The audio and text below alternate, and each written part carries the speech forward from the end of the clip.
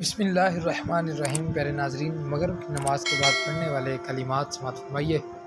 رسول اللہ صلی اللہ علیہ وآلہ وسلم نے ارشاد فرمایا، جو شخص نماز مغرب کے بعد 100 مرتبہ لا الہ الا اللہ محمد رسول اللہ